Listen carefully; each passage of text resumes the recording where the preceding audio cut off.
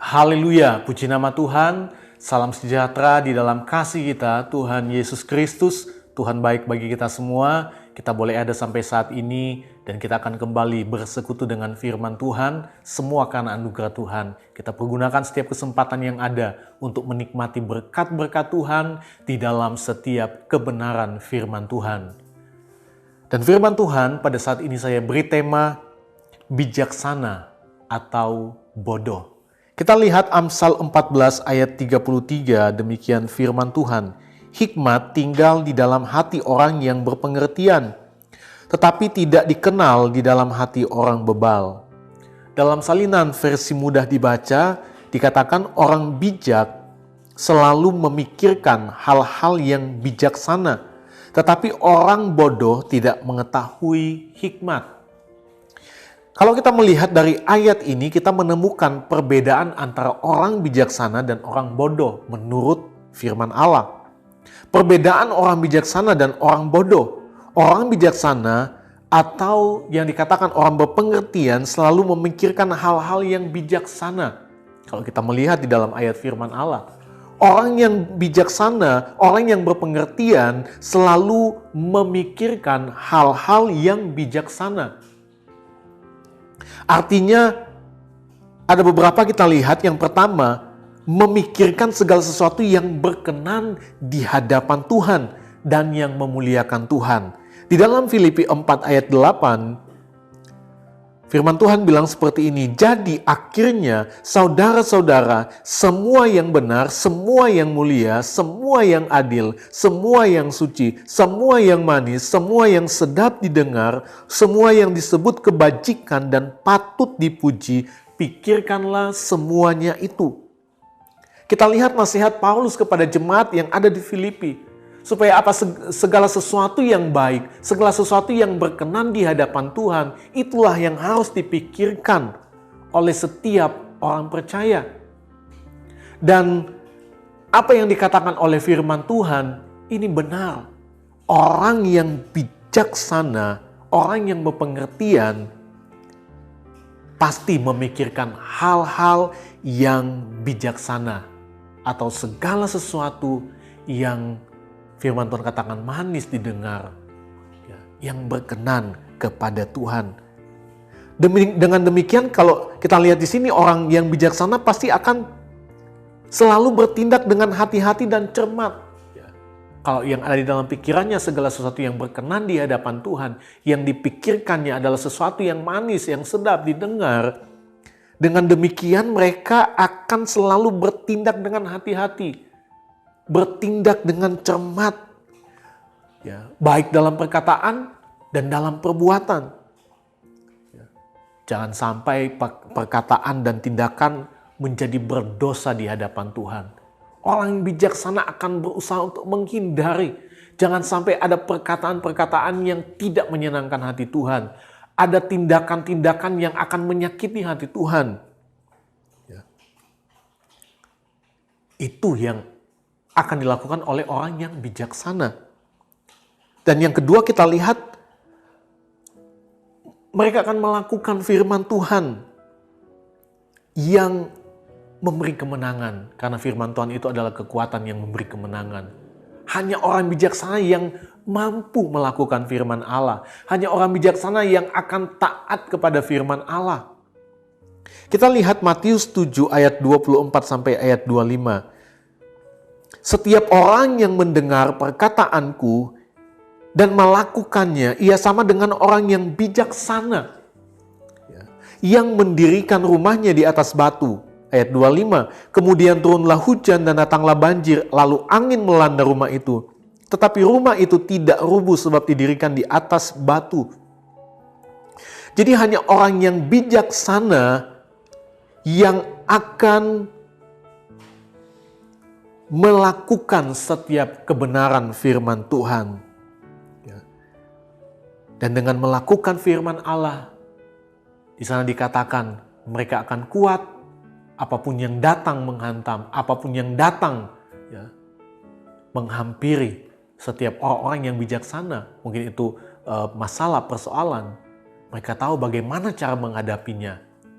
Jangan sampai menghadapi itu dengan akhirnya menjadi pribadi yang berdosa. Bagaimana mengatasi setiap masalah, bagaimana mengatasi setiap persoalan, supaya tetap berkenan di hadapan Tuhan. Kita tidak berdosa, dan pada akhirnya kita menang. Kita tidak menjadi lemah dan menyerah, tapi kita menang di dalam Tuhan. Jadi hanya orang yang bijaksana yang dapat melakukan setiap kebenaran firman Tuhan. Dan yang ketiga, orang yang bijaksana akan selalu menjalankan tugas yang dipercayakan Tuhan kepadanya dengan sebaik-baiknya. Mereka akan menghargai setiap kesempatan dengan sebaik-baiknya. Sehingga seluruh waktu dipergunakan untuk mempersiapkan diri. Bapak, Ibu, saudara-saudari yang diberkati Tuhan, bukankah kita ini adalah orang-orang yang sedang mempersiapkan diri untuk menantikan kedatangan Tuhan? Seperti apa sikap dalam menantikan Tuhan? Kita harus menjadi orang yang bijaksana. Karena bagi orang bijaksana, tidak akan ada waktu yang terlewatkan dengan sia-sia. Setiap waktu adalah kesempatan untuk berkarya. Setiap waktu adalah kesempatan untuk menjadi berkat bagi kemuliaan Tuhan. Jadi nggak ada waktu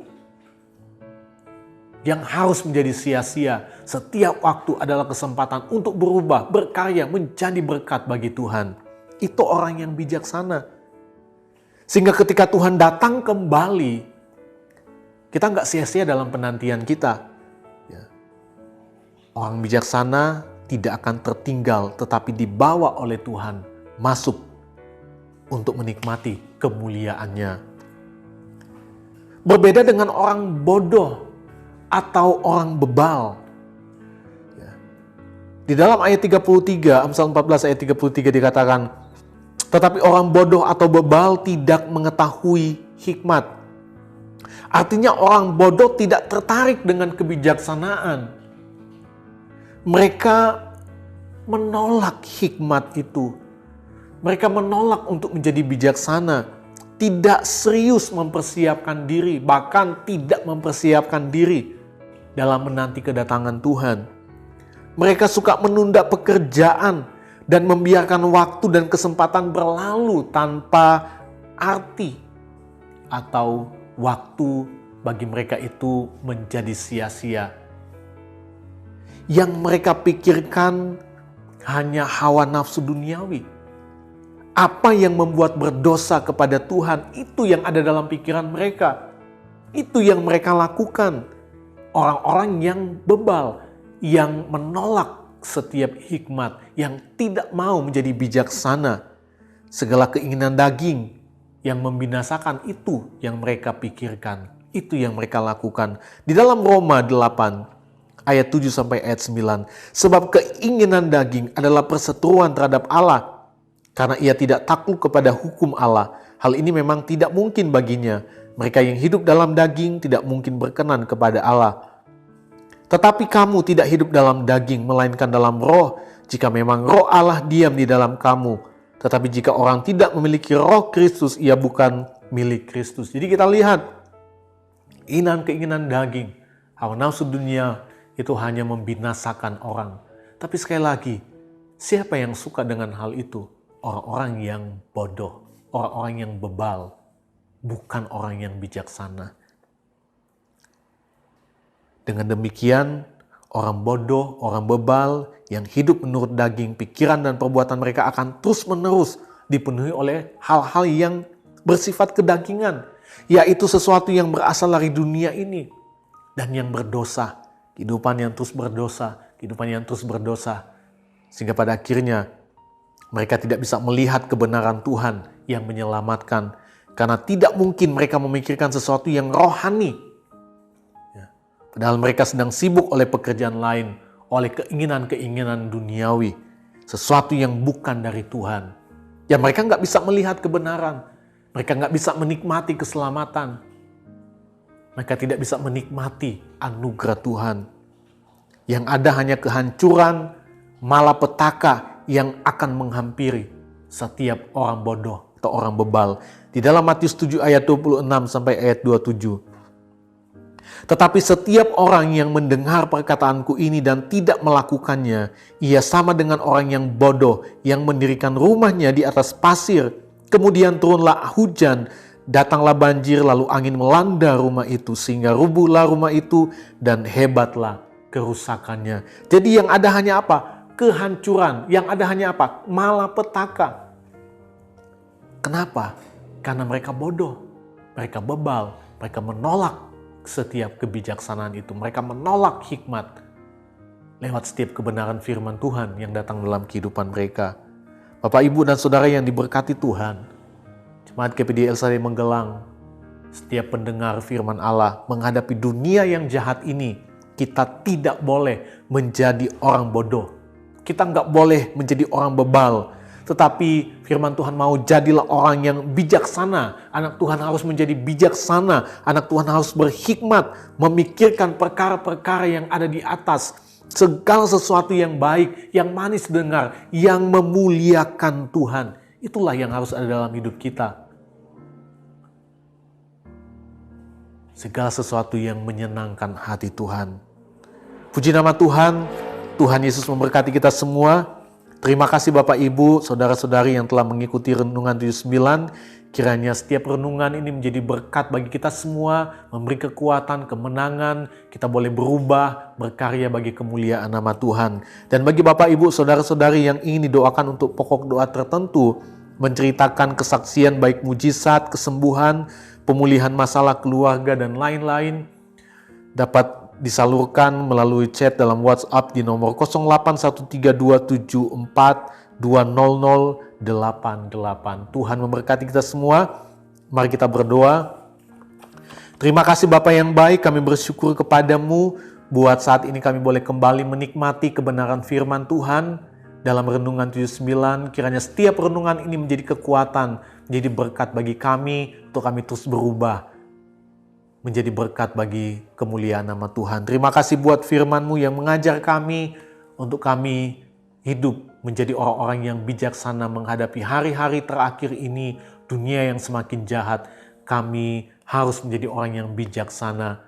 Kami harus menjadi orang-orang yang berkenan di hadapan Tuhan, supaya kami boleh menikmati apa yang Engkau janjikan dalam hidup kami, kemuliaan kekal selamanya. Terima kasih Tuhan, kuatkan, mampukan setiap kami, keluarga jemaat GPD El Shaddai Magelang. Kami menyerahkan seluruh hidup kami hanya ke dalam tangan Tuhan. Terima kasih Tuhan Yesus, tolonglah keluarga jemaat GPDI El Shaddai Magelang untuk terus sabar terhadap orang lain dan mengampuni, sama seperti Engkau ya Tuhan telah mengampuni kami. Kiranya kami perbuat juga demikian. Kiranya kasih terus dikenakan dalam hidup kami sebagai pengikat yang mempersatukan dan menyempurnakan. Dalam nama Tuhan Yesus Kristus kami berdoa. Haleluya. Amin.